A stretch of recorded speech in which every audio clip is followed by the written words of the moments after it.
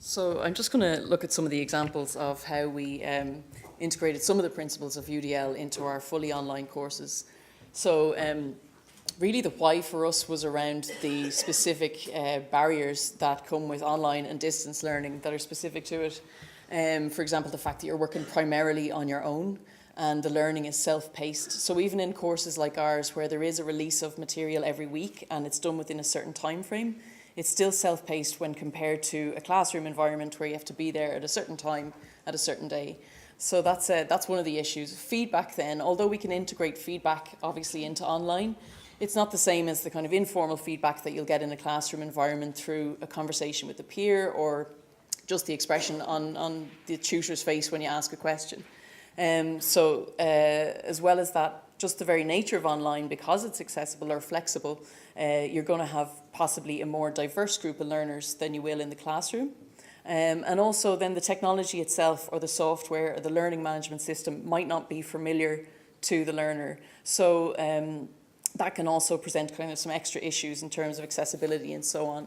So in a way, online and distance learning is a great kind of leveler because those who excel in a classroom environment can actually find it quite difficult to adjust to an online learning environment. And the opposite is also true. So a student who might be quite reflective, who could be seen to not contribute a huge amount in a classroom, can actually come to the fore in an online environment. But that's why we kind of feel that the principles of UDL, it's particularly apparent in an online environment that it's beneficial to all learners. We'll see kind of some benefits to all learners. So that's what we've tried to do here. So in terms of the courses that we've taken samples from, there are two modules that were developed for the Diagnostic Imaging Department in the School of Medicine, and they're both around interventional radiology. So it's quite challenging content. And our learners, we had quite a small group of learners, which is what allowed us to kind of, in this iteration of the course, to make some changes. But they would work full-time as radiologists in a clinical setting. So they might have some very limited time in their work time to cover some of the content, but the majority of the time they'll be studying in their own time. As far as we know, the majority of them had never studied online before, and we also had some international students as well, for whom English would be a second language. So we try to incorporate all of the three principles that we've seen throughout the day here from CAST, from the UDL Centre, of multiple means of representation, action and expression, and multiple means of engagement. The modules did lend themselves more to multiple means of representation, which is probably true of a lot of online, but we would hope in future iterations to be able to incorporate more of the other principles as well. We certainly try to touch on those. Just in terms of what was already in place, we weren't starting with a blank slate, so this course was already in existence, the content was already there. I think this is the third iteration. And in terms of the tools, UCD uses Blackboard, and by default, generally the authoring tool of choice is Articulate Storyline, which is what you're seeing here. So that was, if we were starting from scratch, we might have made some different decisions, but it was really about using the functionality of the tools that were there and the content that was there to integrate the principles of UDL. So first of all, checkpoint 1.2, to provide alternatives to auditory information. Each of our slides would have an audio description or discussion from the academic, and alongside that there will always be a transcript which is available in the notes section just at the top right over there. But you'll see with a lot of online learning that it's still very text focused, or there might be audio and the text might just be bullet points of the key points in the audio and so on. But what we've tried to do wherever we can is to enhance the learning with visuals as well. So for example, this slide is about image sampling and how we take small elements of, say, an analog photograph to create a digital copy. So the visual doesn't stand alone as an explanation. You do need the audio and the transcript, but where we can, we try and use maybe a visual cue that will just help to get the penny to drop basically and to accommodate that new information, rather than just maybe a bullet point list. Video then as well, particularly this is useful where processes are being discussed. So this is the process of hemostasis. And you can imagine that even with the audio and the transcript, if we use still images, it could still be quite a complex thing to be shown. We all know that with something like a process, it's easier to be shown than just to be told. So that's what we've tried to do here. And that also promotes understanding across languages and kind of meets the need of a use of multiple types of media. In terms then of highlighting critical information, that's a difficult thing for novices to be able to do, for them to distinguish what's a critical feature and what's less relevant. So we try where possible to use diagrams, to use graphs. Again, there will always be audio and there will always be transcript, but this will be timed alongside it so that there's a visual representation as well. And another way to do that is to use a process slide. So, for example, here, this slide was about digital badges in radiation and how they measure radiation. And it was quite difficult to illustrate with the images that we had available. But rather than just have all of the text on the screen at once and have it static, the learners are required to move through the steps of the process. So to actively kind of input and move through the steps. And that just emphasizes each step or each stage of the process. And also under that kind of principle is emphasizing the relationships between information. So when you have, to say, two subtopics, so here we have employer responsibilities and employee responsibilities. Again, rather than just have them as linear slides presented one after the other, the very act of having the student having to click on each of the buttons, and that brings up a layer with that information and closes it again, just makes the learning a little bit more active. So moving on then to kind of guiding information processing. So again, really important in online. You don't have an external kind of guide to help you through. So you have to make sure that you remove as many distractions as possible, that you give prompts for each step of the process, and that you release information progressively. So we release a lecture each week, and where we can, we'll chunk that into smaller elements as well. So this one lecture is broken into 4 parts, and we use kind of consistent, simple icons throughout so that students quickly become familiar with the layout. As I say, we use the Blackboard learning management system.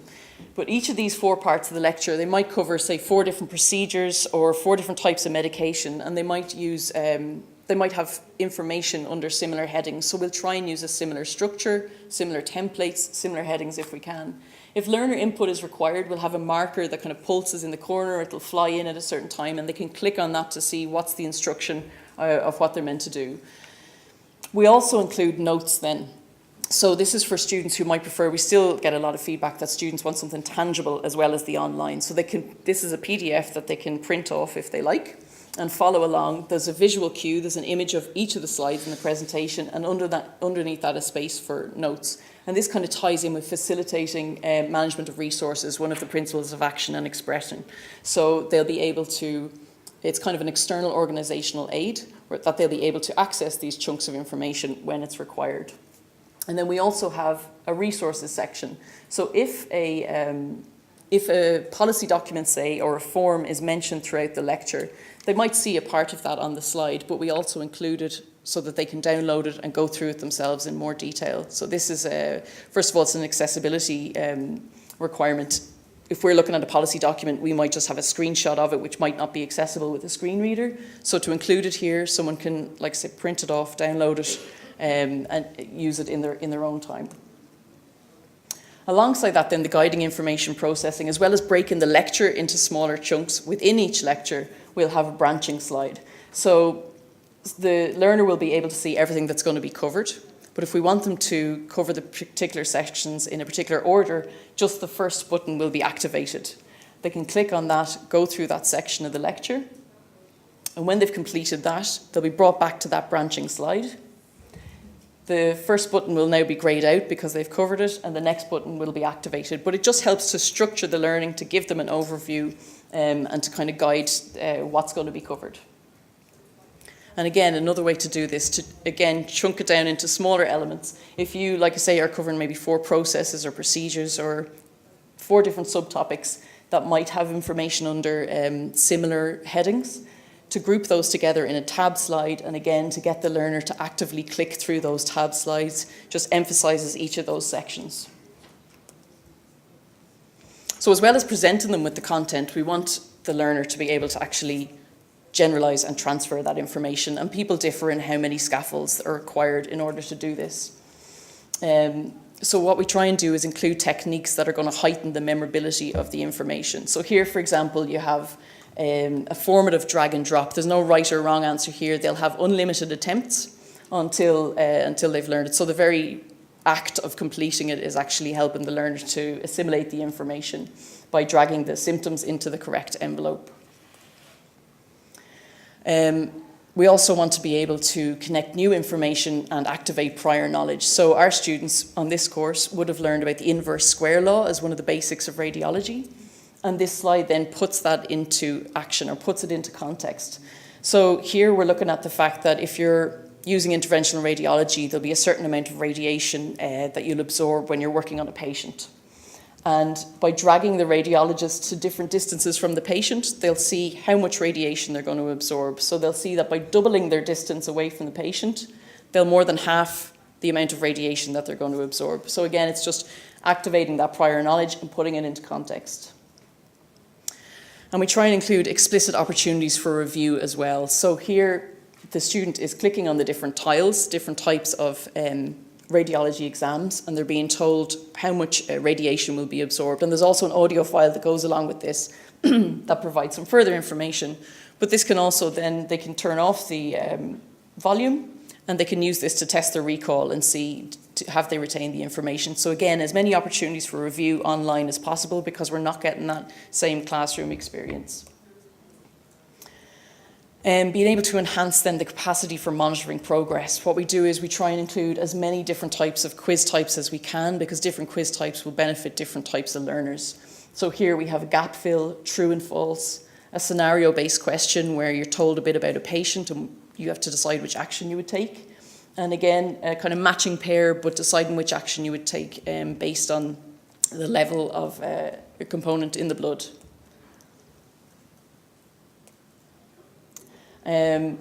Also a kind of multiple choice, but based on, with an image cue. So this is images that they would have seen earlier in the content to check if they can recall that. Again, a formative drag and drop where they get unlimited attempts, and then a labeling activity where they would get a limited number of attempts. So usually with a quiz question, we'd give them maybe 3 attempts. They'll be told that they can try again. Ultimately, if it's incorrect, they'll be directed back to the slide where they can review that information, or they'll be given the correct answer. But it's just, you know, making sure that feedback is kind of given in a timely manner, that it's frequently done throughout, because you don't have as many pointers as a learner in an online environment as you would in a classroom. In terms then of multiple means of engagement, we also included some online tutorials. It wasn't feasible for us to include a discussion forum just from an administrative point of view. That's what we would like to have done ideally, but we did include some online tutorials using Blackboard Collaborate. The learners always have the opportunity to contact their academic throughout the course, but this is a chance for some synchronous feedback and to contact each other as well. So in terms of the feedback that we did get, we didn't, like I say, we had small numbers, and we didn't actually focus in this last iteration so much on the delivery or the format, but we did get some feedback from the students, and it was positive, and it reinforced the inclusion of the principles, particularly chunking the information into smaller elements, in the inclusion of the online tutorials, and the tasks throughout the lecture. We got positive feedback about all of those, but we would like in the future to include more targeted feedback, as somebody mentioned earlier, to see what students think about the format.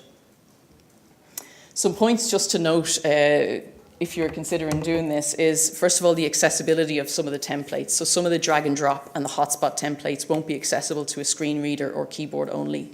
So what I would advise in that is to really consider, does it enhance the learning for some learners, but be sure to include an equivalent alternative that will be accessible. This time round, we didn't have the time, unfortunately, to include alt text and to change the focus. So at the moment, if you were to tab through here with a keyboard, every kind of text box and logo would be picked up on, and it wouldn't be a very positive experience. So that's something that we want to make sure to do the next time round. Development time then is the other big thing. It takes a huge investment of time, both from the academics and from the educational technologist. But once the templates are created, it is easy to kind of switch out elements of them and make them usable in other modules. So we have kind of shared all those templates into a shared folder so we can use them across the department. As I say, we'd like to include more tutorials to really kind of try and foster that community of learners. And in future, we'd also carry out targeted feedback. So just as well, you can check if you were to use Storyline. They have filled in the criteria for the VPAT section 508, so you can check how they support accessibility, but a lot of it is author controlled, so it's really still down to manually making sure that the modules are accessible. And just in terms of the key principles then, so as I said, in UCD we use Blackboard and we use Storyline, but the principles are the same and could be carried across to a number of different formats, whether you're using podcasts or a mixture of PDFs and discussion forums and group work and so on. I think the things that we feel really worked were the chunking, the making information small little sections that are accessible, guiding people through that structured information and making it interactive, and the inclusion of feedback throughout.